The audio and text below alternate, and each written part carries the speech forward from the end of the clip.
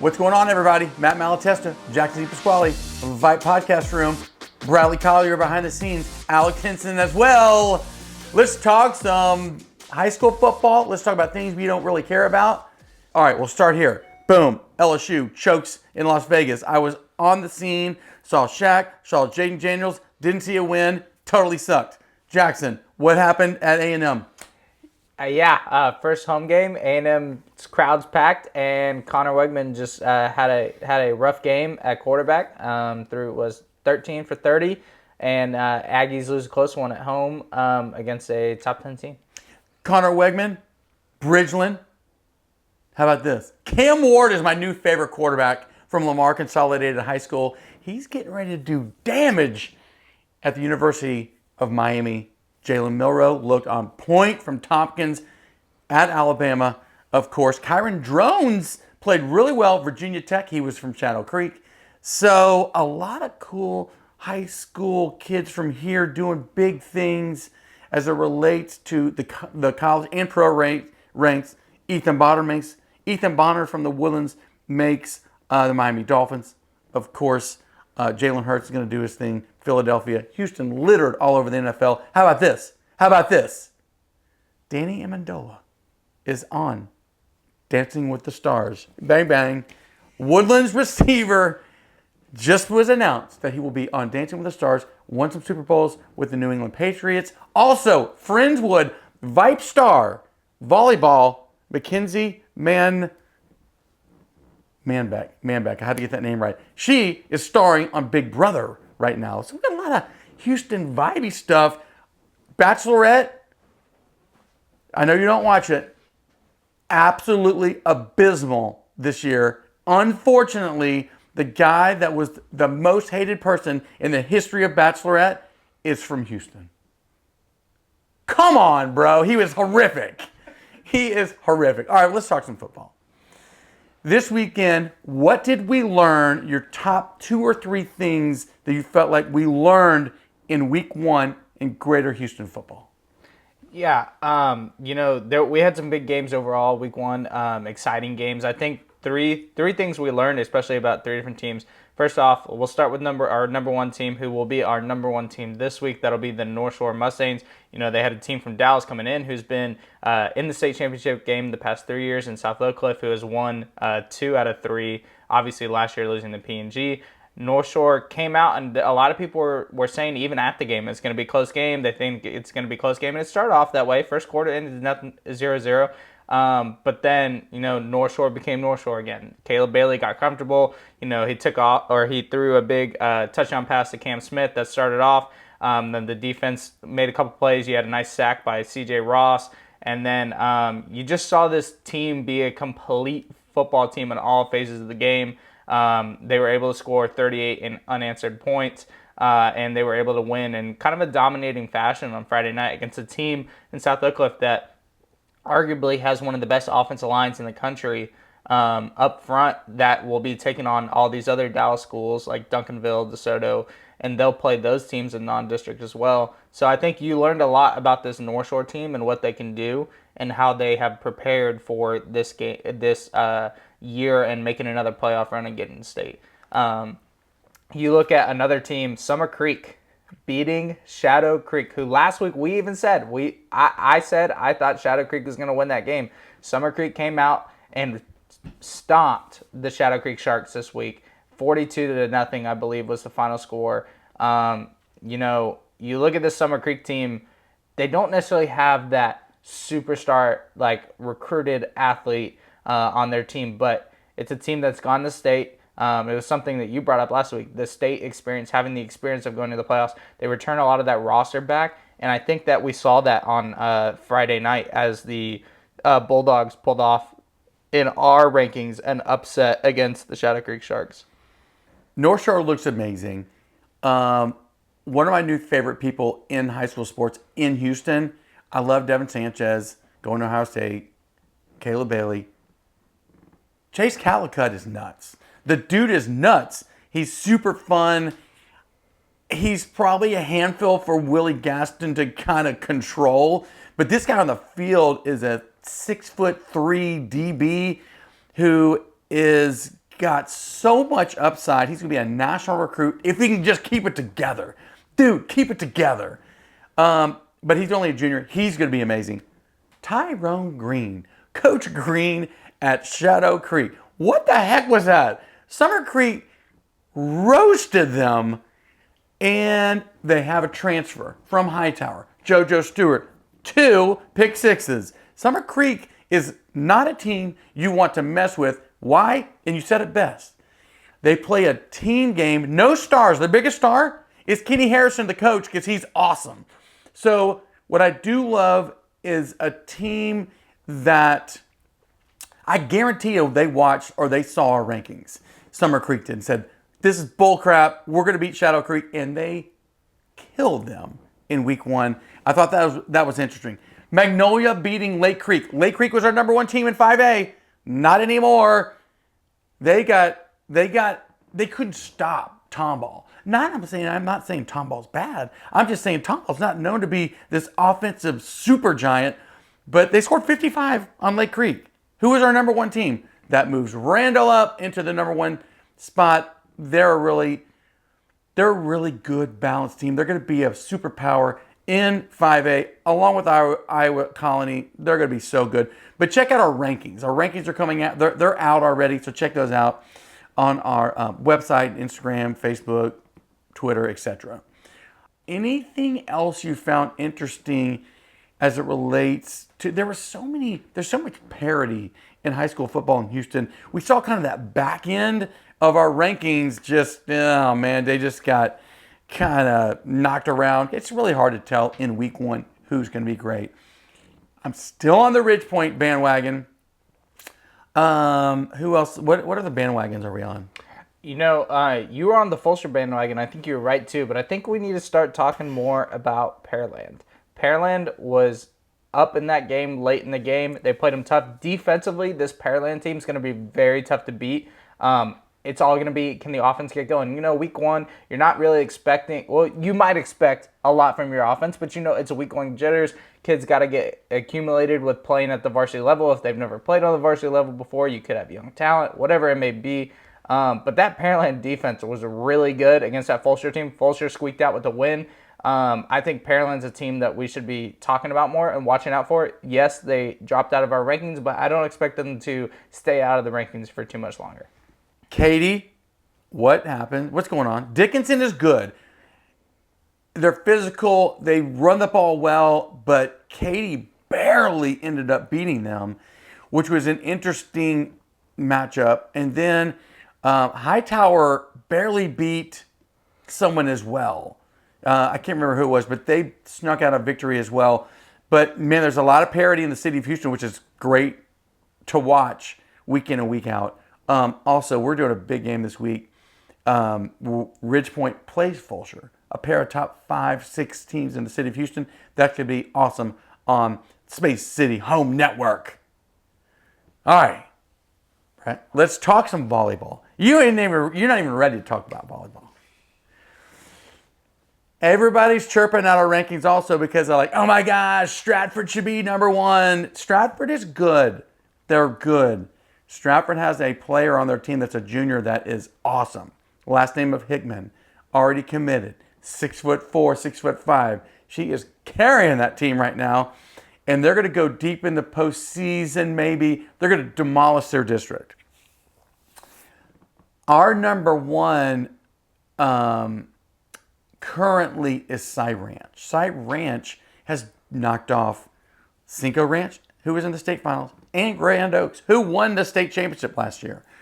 Taylor Porter, really, really good at Cypress Ranch. They are a very old team, lots of seniors. I think they're going to do really well. Anybody volleyball-wise, this is not right in your sweet spot, but any volleyball you want to talk about. Yeah, I mean, you're talking about Cy Ranch. That Region 2 district is pretty tough to play in. You've got Grand Oaks, you've got the Woodlands, you've got College Park, you got Bridgeland. The fact that Cy Ranch has already beaten a couple of those teams that more than likely they're going to see in the playoffs is kind of a promising side because, last year we had 2 Houston teams that made it to the state championship game. I think that could be the case again this year. You could see a team like Stratford, who has one loss right now, make it to that state Final Four, and potentially we could have a Houston versus Houston matchup. But I think that Region 2 is loaded. I'm interested to see how they duke it out kind of after district play, and then we get in the playoffs. Who's going to kind of become the alpha dog of that region? Because it was Grand Oaks. Not saying Grand Oaks isn't a high-caliber team anymore, but they're a little bit less high-powered than they were last year. So we'll see kind of how that region. I think that Region 2 winner is going to see. They would be my favorite to win state, whether that's anybody from Conroe ISD, Cypher ISD, or Klein ISD. Yeah, I also like Fulshire. They moved from 5A to 6A. They're doing their thing. I still like Cinco Ranch. Cassie O'Brien, she's like one of my favorite players. She's awesome. All right, let's pivot. Bam, back out of volleyball. We're going back to football. Any games we're in love with this week? Yeah, as I'm kind of scrolling through here and I'm looking at a few games, I like this Klein Collins versus Willis game. I love that game. This is going to tell us a lot about this Willis team who lost DJ Lagway, who could be starting for the Gators up in Florida this next weekend. Another quarterback. But you look at this Willis team. Willis got a win last week against Davis. It was a little bit closer of a game than maybe we would have thought it would have been. But now they get to play Klein Collins team, who's coming off a tough loss to College Station. College Station has been a great program over the past 5 to 6 years. They've made a couple state championships, won a state championship. So you look at this matchup this week. Klein Collins has to replace a lot on offense. What are they going to do against this Willis team that has a lot of star power returning at skills positions, and then they've got a transfer quarterback in Jack Emerson who, this could be a step-up game and see what we got. Last week I feel like it's week 1. You just kind of want to go through the motions and kind of just get the first one, This week, let's see if that team can take a step up, and then Klein Collins, can you get back on the winning side of things and start your season off with a win against a tough Willis team? Where do we stand on the Woodlands? We live in the Woodlands. The Woodlands, they had so much super power, raw athletes and just great players last year. They go a couple rounds deep. Mabry Matarier moves on to Wisconsin. Amazing O-line. This year, I think they're more of a team, let's call it. But I like the new quarterback, Jack Dalton. I think he's going to do some nice things. I'm not sure. I mean, me and you could maybe play in their defense. Just kidding. That is just a joke. Just a joke. I'm not sure how they are on the defensive side of the ball. Where do they stand down the road when they face a Willis or whoever might come out of that district? I think let's start on the defensive side of the ball. I think that might have been the question mark because they lost a lot of seniors last year. But the defense looked really good against a solid Cinco Ranch offense last week. Only gave up 22 points, but really the last 2 touchdowns they gave up were late in the game. The defense had 2 interceptions, I believe, 1 pick six, another pick by Cole Carlin, who plays linebacker, and by Cole Miller, who plays defensive back. You flip over to the offensive side of the ball, which is where all this star power was last year. They still have some. You got Shane Walker, who's going to Tulsa. You've got Jackson Bolander, who's a recruited wide receiver, running back. He can kind of do it all for you. He had 3 touchdowns last week. Jack Dalton is the X factor on this team. You look at the Woodlands team the last couple of years with Mabry. Mabry was a running quarterback, but more kind of like a power running game. Jack Dalton is an elite runner with 4.5 speed. He's got a big arm. He had 5 touchdowns last week in the win against Cinco Ranch. I think that overall, you look at his game, his ability to move out of the pocket and make plays with his feet, and also just make plays in the quarterback run game. I think that this team is going to be better than people might have expected at the beginning of the year, and I think that they have a solid shot, especially against Willis and Oak Ridge and the rest of that district. Just at what we saw last week, can they carry it on this week because they play a tough Deer Park team in week 2? I think Deer Park got a win against LaPorte also. I think they are going to be. They're going to win that district. That's me. That's Matt. That's hot takes right here. I think they're going to win that district. Atascocita, not really talking too much about them. Carde Mack blowing up as a running back. I know they have Torrey Blaylock, but Carde Mack, he's starting to get a lot of traction recruiting-wise. Yeah, Carter's actually been playing a little bit of quarterback. He played a lot of quarterback this past game. They kind of rotated him in and out. He's playing quarterback. He's playing running back. He's kind of doing everything for that Atascocita offense and Coach Stump over there. They've got a big game this week against Katy, a rematch last year. This is where kind of Carde Mack broke out and where we got to kind of see what he can do in the backfield. Now you get to have the ability of having him and Torrey back there. Torrey had a big game last week. I believe he had 2 touchdowns, one over 40-yard rush. So, you look at this Atascocita team, they're going to be able to run the ball with the best of them, and they've got great athletes to get the ball to in space. How are they going to do against a team like Katy, who's very disciplined on the defensive side of the ball? And then on the flip side, can you stop that run game of Katy? Last week Dickinson was there. They almost pulled out a win there, but like we like to say, Katy's Katy. They do their thing. They run the ball. They go play action over the top. They always seem to just pull out those close wins when it matters. That's a game I'm going to be watching a lot, or trying to keep an eye on a lot. Last year Atascocita squeaked out the win. Let's see how it plays out this year. Both teams lost a lot, and I think that this is going to be a really, really good game in Houston. Finally, last comment, team we have not really mentioned, Bridgeland. The Bridgeland Bears are another kind of, not sleeper team, but we don't really talk about them as the upper echelon. They're definitely in it. Their offensive line's amazing. 2 high major D1 offensive lineman. It does start there. Lonnie Madison comes over there last year, has a great season as the new head coach coming over from College Park. I think Bridgeland could surprise some people deeper into the postseason. I like what they do on offense. They're always pretty sound on defense, but high school football comes down to this. Can you stop somebody, and can you run the ball and control the clock? All these other folks that try and throw the ball all over the place, yes, it is hot and sexy, but it's not always a winning formula. Bridgeland, any thoughts as we go on the way out? Yeah, Bridgeland has a tough game against Tompkins this week. Tompkins got a win last week. I believe it was 21-20 was their final score that they squeaked out a win. I'm interested to watch this game. Tompkins lost a lot last year. They lost Wyatt Young. They lost, I believe, Jace McMillan as a kind of elite athlete that they could get the ball to. They lost Ashton Funk on the offensive line, who went to A&M.